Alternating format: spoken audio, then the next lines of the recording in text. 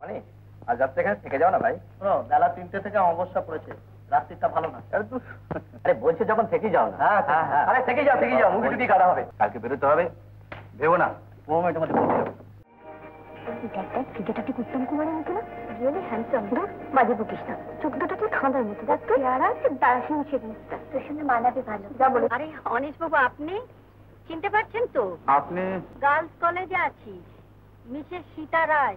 ও আচ্ছা আচ্ছা, আপনি তো আমাদের পাড়াতেই থাকেন। হ্যাঁ, নমস্কার।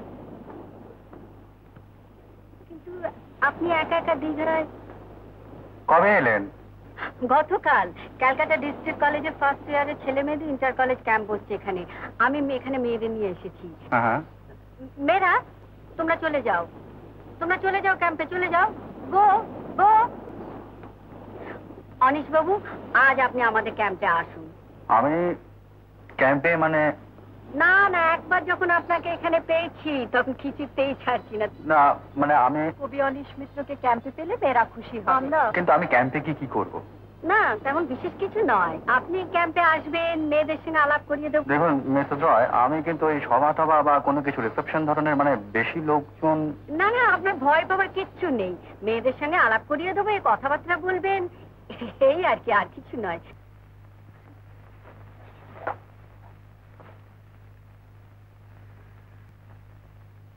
বসুন। না না না না, আপনি কেন মাটিতে বসবেন? আপনি এখানে বসুন।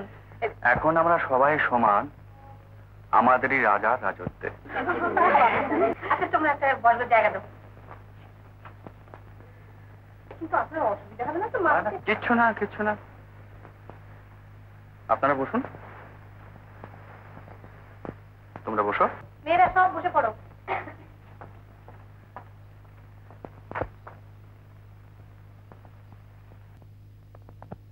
তোমাদের তো আগেই এর পরিচয় বলেছি, ইনি অনিশ মিত্র, এই যুগের অন্যতম শ্রেষ্ঠ কবি।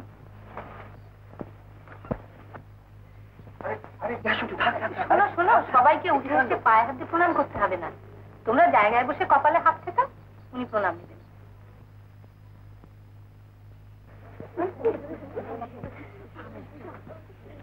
তোমরা কে কে ওর কবিতা পড়েছো বলো তো? আমি পড়েছি। আমি কিন্তু পড়িনি ভাই, তোর দ্বারা সিংহ পড়ে। এটা কি তোমরা জানো, অনিশবাবু শুধু কবি নন, একজন বিশিষ্ট পণ্ডিত।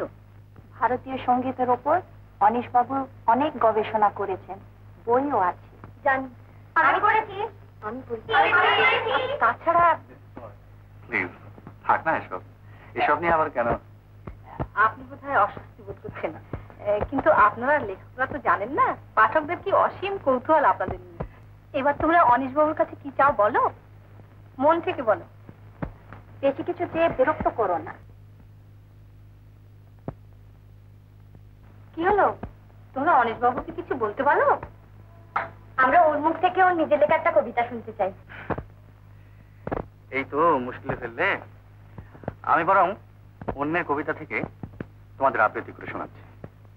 আর তা নাহলে তোমরা যদি বলো তাহলে আমি তোমাদের খুব সুন্দর একটা গল্প শোনাতে পারি। তোমরা এখানে এসেছো ক্যাম্প করতে, মানে আনন্দ উৎসব করতে, আর আমি এখানে এসেছি তোমাদের সঙ্গে একটু গল্প গুজব করবো বলে। তাই আমরা যেন কেউ ওই ফর্মাল সভা টভার মতো বিহেভ না করি, কেমন? এখানে ঠিক এই মুহূর্তে আমি একটা জিনিসের খুব অভাব বোধ করছি। চা? চা খাবেন? বস না।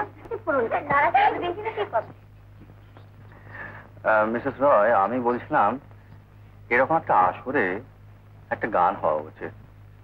আমি চাই তোমাদের মধ্যে কেউ আমাকে তা শোনাও।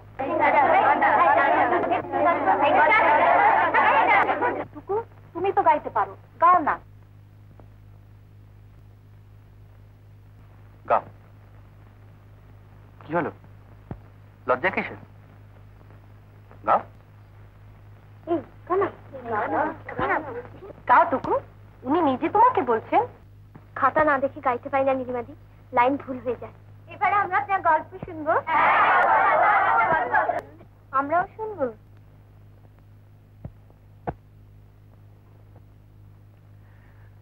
আচ্ছা, তোমাদের ক্যাম্পে মোমবাতি আছে? হ্যাঁ আছে, এক্ষুনি আনছি। আজকাল ইলেকট্রিক সাপ্লাইয়ের যে অবস্থা, এই আছে এই নেই। আমরা হারিকেন মোমবাতি সব এনেছি। আমরা যেন ক্যান্ডেল বাস করতে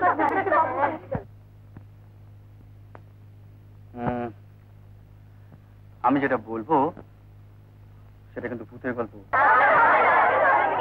ভূতের গল্প?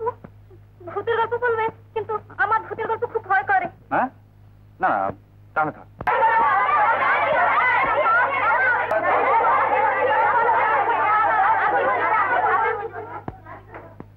দেখি দেখলে এটা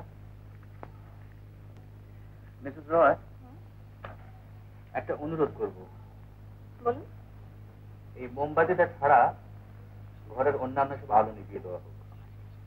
শৈবালী, কৃষ্ণা, রীতা, তোমরা ওঠো তো, উঠে আলোগুলো নিভিয়ে দাও।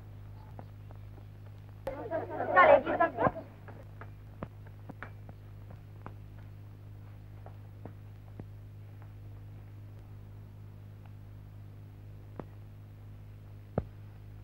আমার বয়স তখন অল্প। এক ফরেস্ট অফিসে কাজ নিয়েছি।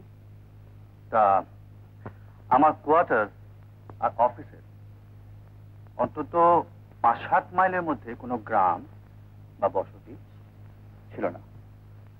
চারিদিকে গভীর জঙ্গল, নানা রকম বুনো জন্তু জানোয়ারে ভর্তি।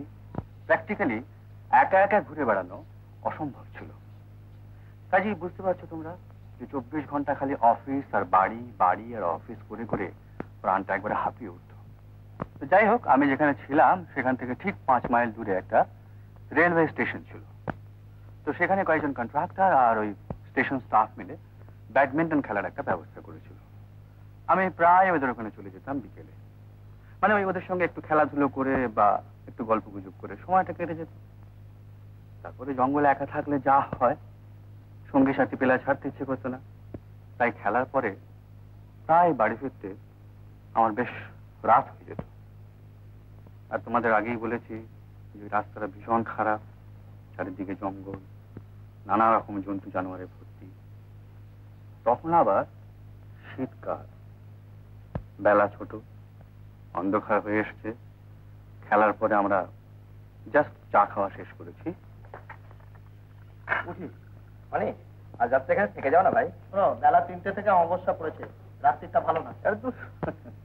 কাল খুব ভোরে আমাকে বিটে বেরোতে হবে। কুলি কামিন্দে সব বলে রেখেছে, ওরা ভোরটা কি চলে আসবে। আরে বলছে যখন থেকেই যাও না। হ্যাঁ হ্যাঁ, আরে থেকে যাও মুরগি টুটি কাটা হবে। হ্যাঁ বলছি যখন থেকে যাও, মুরগি কাটা হবে। আর রমেনের কথাটা যখন মনে পড়লো, অমাবস্যা রাত্রি। আরে আজকে নতুন নাকি, আমি হচ্ছে কত রাত্রে এখান থেকে ফিরে গেছি। কিন্তু সেসব রাত্রি তো অমাবস্যা রাত্রি ছিল না ভাই। অমাবস্যা আমি বিশ্বাস করি না, কিছু মনে করো না। কালকে বেরোতে হবে, ভেবো না তোমাদের পৌঁছে যাবে। অনেক কিছু থেকে গেলে পাচ্ছে আজকে অনেক।